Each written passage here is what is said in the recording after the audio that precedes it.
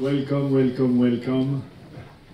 I'm going to have a good number of speeches today. So it's normal that I start with the media who have been following us. I see some of you who have been with us for 25 years. So thank you. You've been very faithful to GT Racing. We are really celebrating 25 years of efforts, of passion, of dedication.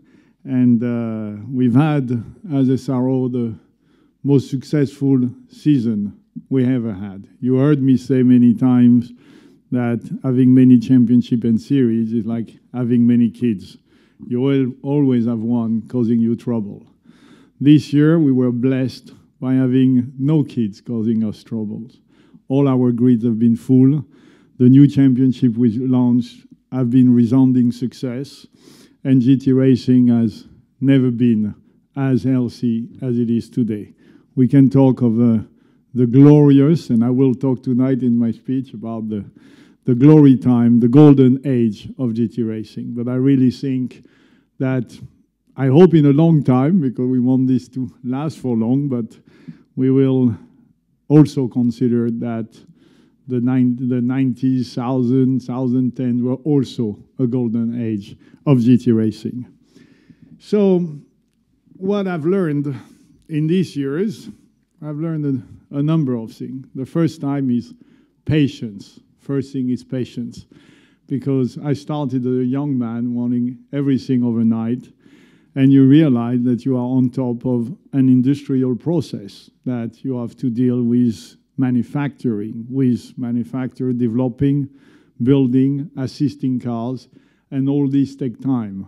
You need to convince federation, governing bodies, you need to convince manufacturers, you need to convince teams, and then you need to convince driver. All these take time, and it's why you've got to be patient. Also, you need consistency, dedication, because big success never came overnight. We had many ups, we had many downs, but at the end, I think we got where we wanted to go. You also need to be realistic. How many promoters died of dreams? And I almost died of my own dreams. I mean, financially died of my own dreams. It has been what you learn in this business is that there is no deal until money is in the bank, especially when you deal with promoters and countries outside of Europe. So it's been a difficult journey, but we got there at the end. What I also learned that it was very difficult to bring together car manufacturer, direct involvement with private teams. I thought the manufacturer were the danger, but as time goes by, I realized that it's equally difficult to keep professionals with amateurs. That in fact it's difficult to get people of a different level racing together. Because racing is expensive, you need people with the financial means to support it, and these people with the financial means for supporting sometimes have large egos, and they don't like to be behind. They like to be at the front, and if they can't win where they are, they're going to go somewhere else to try to win somewhere else. And that has created instabilities in the world of sport car racing, maybe in particular. And I think Bernie Ecclestone was very blessed all these years to have around him a group of men, Ken Tyrrell, Ron Dennis, Frank Williams, who didn't go anywhere else. They were in Formula One, they stayed in Formula One, and they built Formula One together. Our challenge, my challenge, is always to tell my teams, don't go and look if the grass is greener somewhere else. Stay where you are. Look where we were.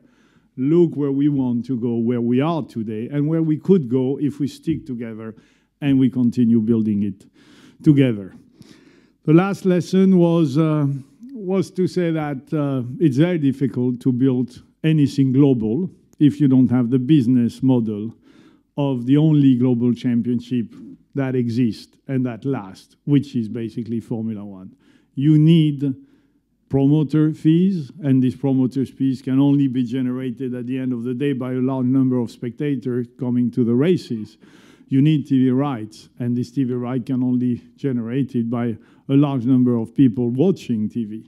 And because you have large spectators and you have a lot of viewers, you and also get large sponsors. But if you don't have all this, you simply cannot finance the cost, the logistic and promotion cost of a world championship. And it's why many of them exist, are launched, can have a couple of glory years, and then start hitting trouble and eventually disappear.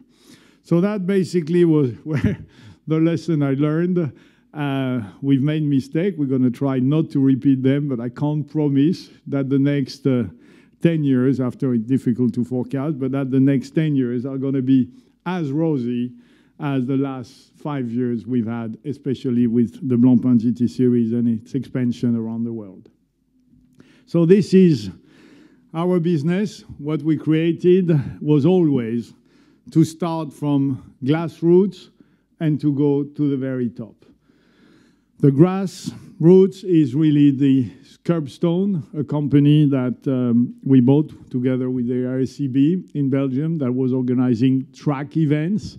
And that, I would say, is our incubators. Is one an amateur buys a Ferrari, a Porsche, an Audi R8, or an AMG, drives it on the road, loses license, says, enough, I'm going to come to try it on the track.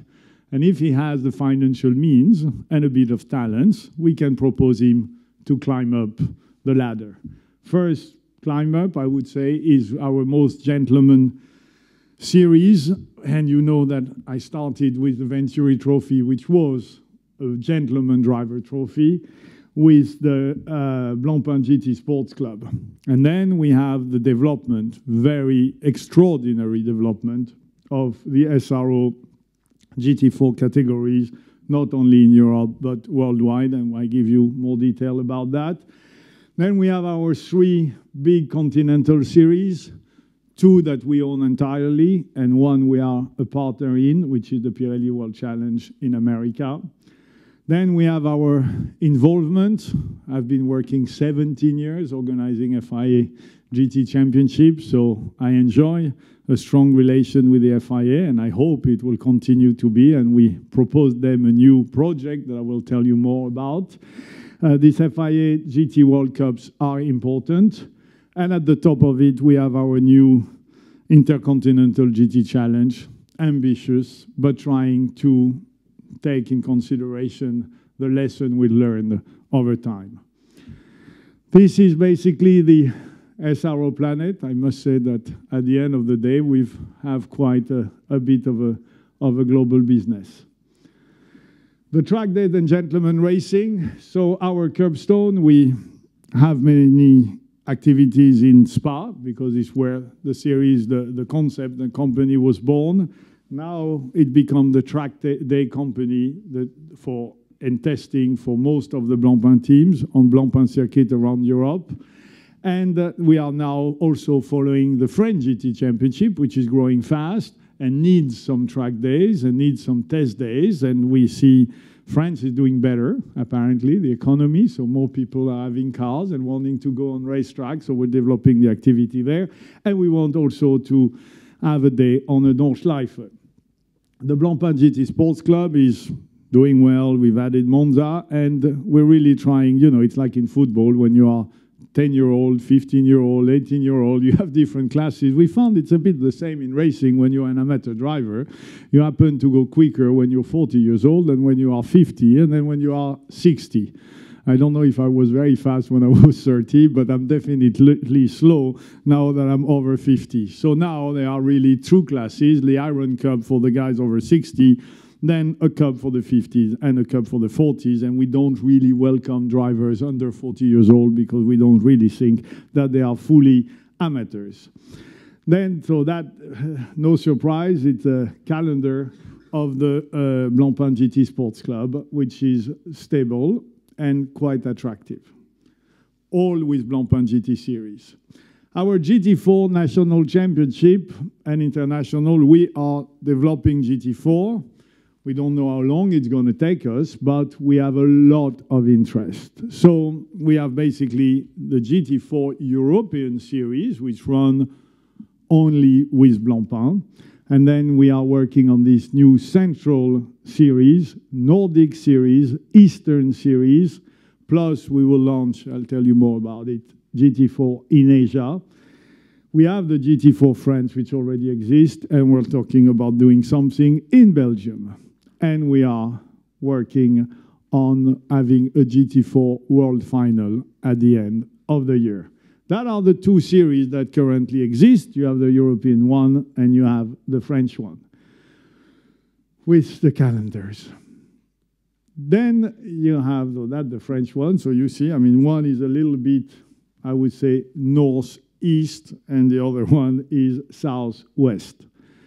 Then it's all the projects we are actively working on. We have not entirely finalized the calendars, but we sincerely hope that this series will happen next year. One is the GT4 Central. It will be a German-speaking GT4 series. We tried to make a deal with the ADAC GT. It hasn't been possible. We have tried to make a deal with the DTM. It has been even more difficult.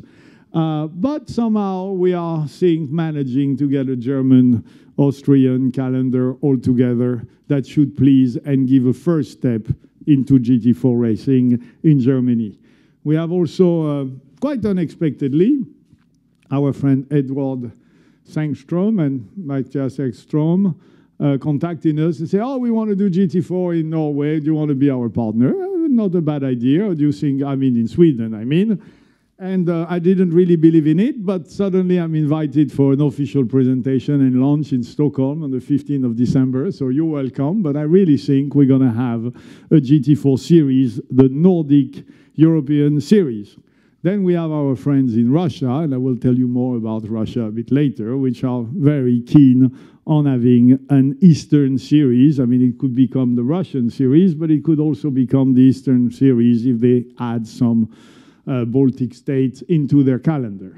And then we have my friend Pascal Whitmer, together with the RSCB. We think that it would be nice to have something GT4 in Belgium, so we have an interest of Zolder circuit for the Bell car.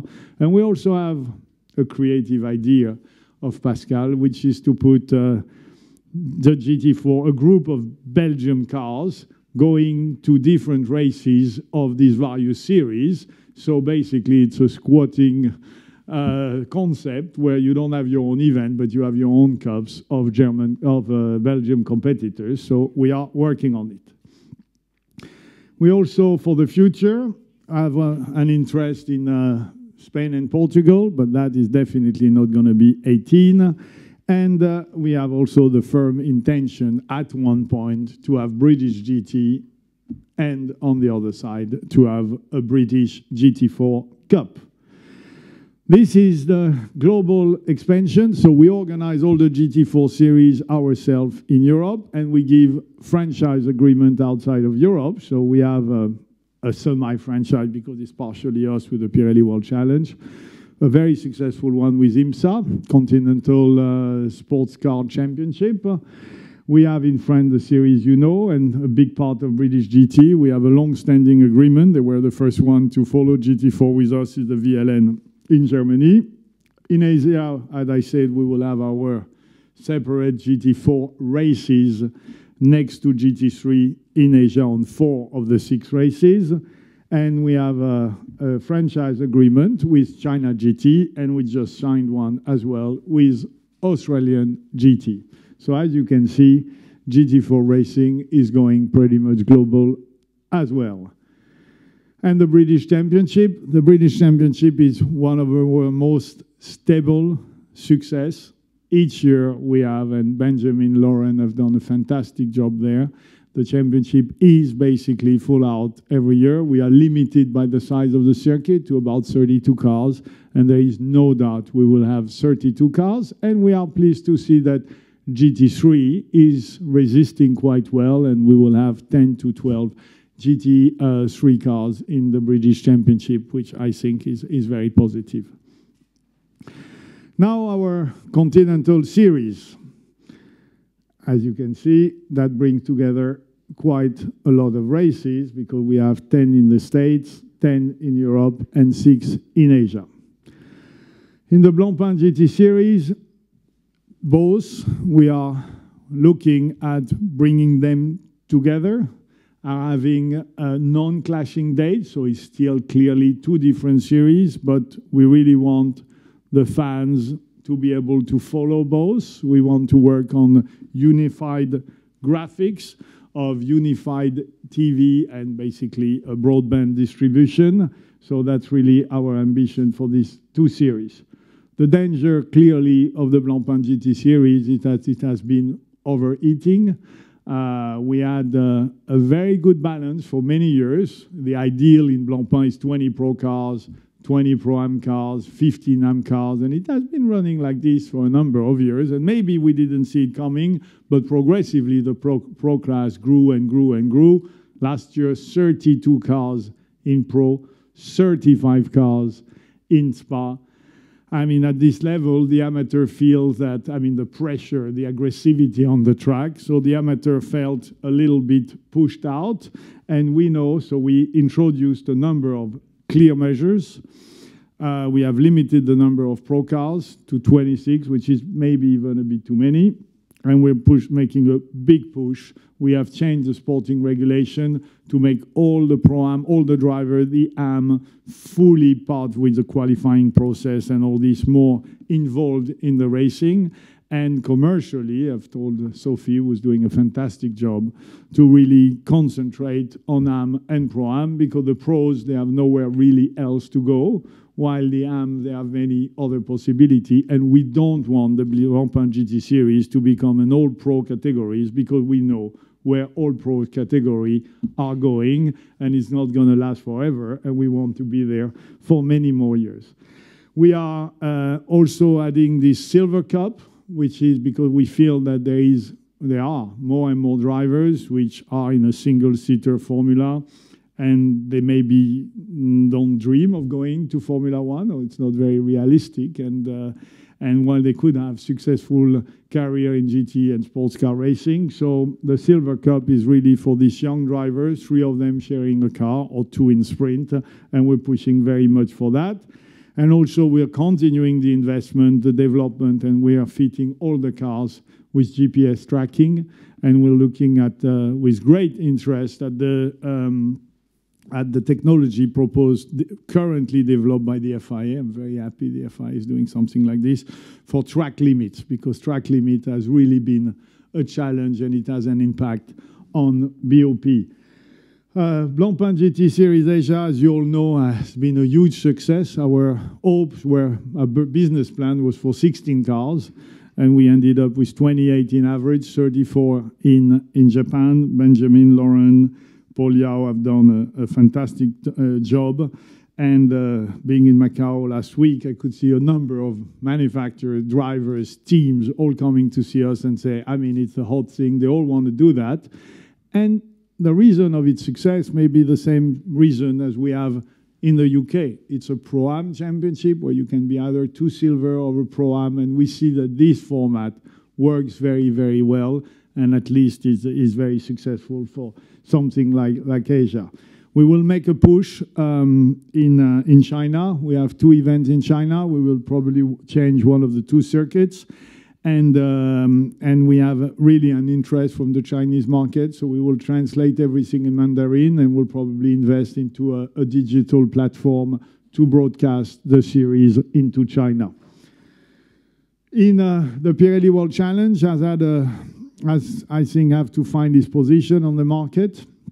It was very much a series which was also aiming at manufacturer. You had the Cadillac, again the Acura, again the Porsche.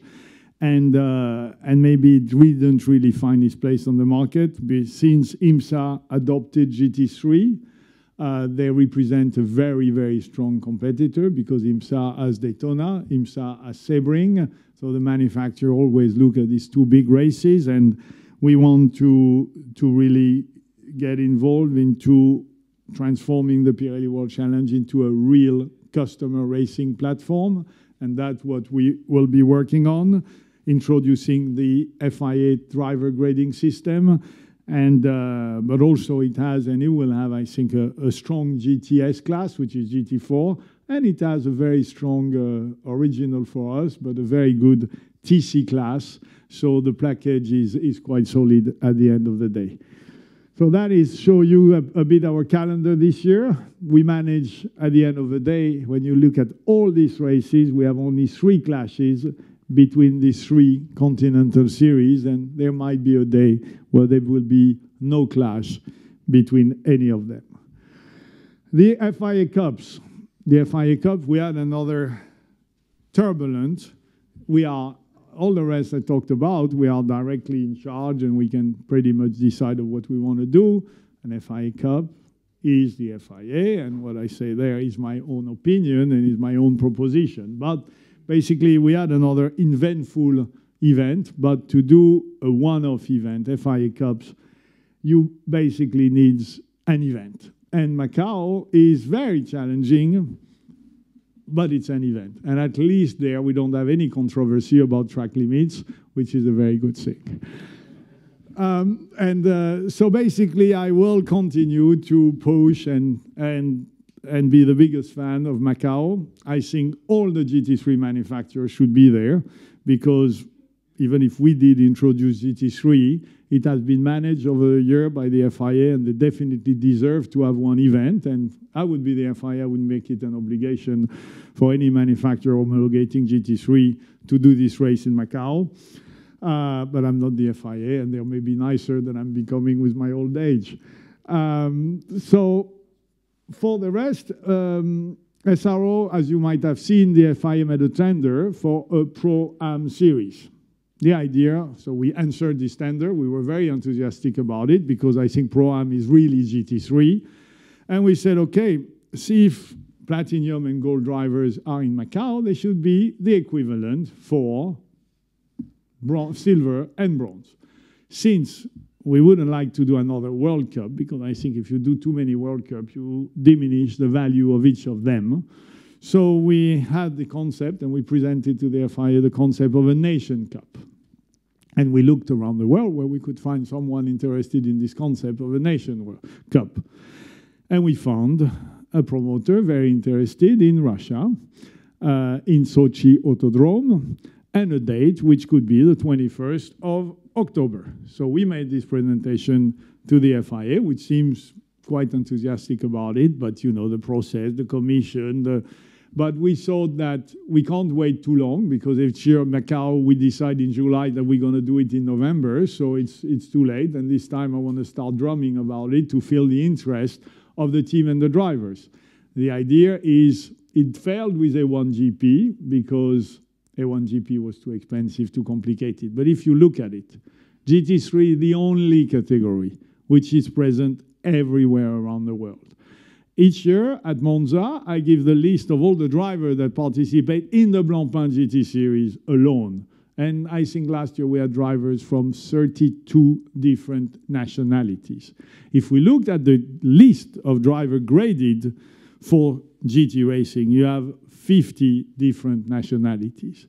So the idea is we take one car per nationality, one silver and one bronze, which need to be of the same passport nationality, no license because it becomes, and only silver and bronze. You're going to tell me why only silver and bronze? Because like this, you can have many countries. You can have a Omani car, you can have a Thai car, you can have, and competitive, you can have a Saudi car, you can have a long, long list of nationalities.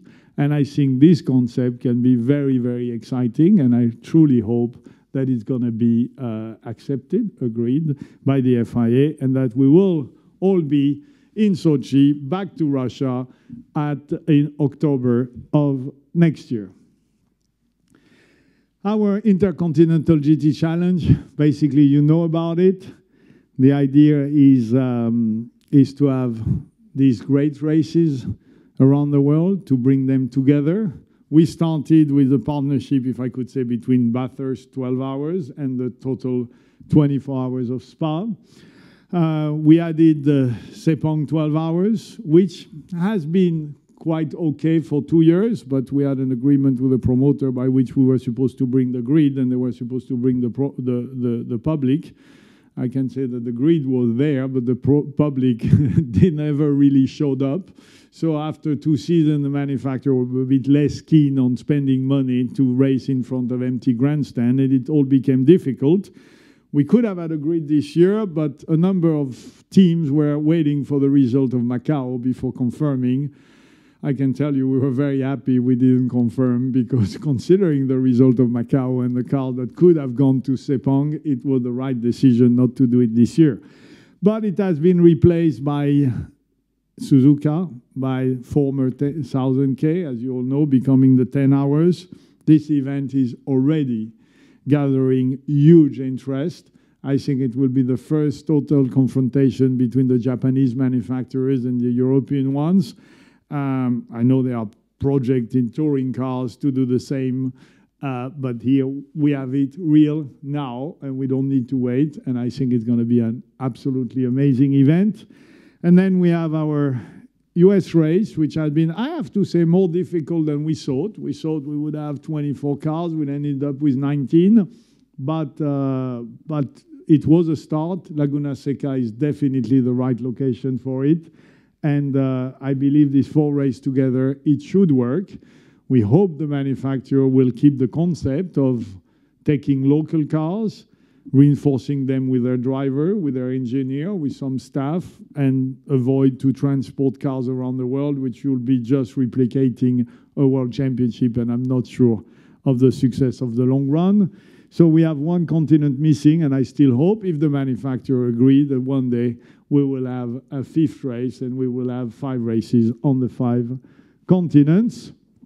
For the moment, we have already confirmed, they've announced it, is Mercedes with the Straka team that will do everything, not following the concept. Bentley, that will be more following the concept, bringing cars to different teams. And we really hope that Porsche and Audi are likely to do it. And we hope that others will announce it before the first race in Bathurst. This is our exciting calendar. The race in Laguna Seca has been moved by a week, so it will allow 2 weeks between Petit and Laguna, which could help teams to do both while it was difficult this year. Thank you very much. We're looking forward to the next 25 years. Thank you.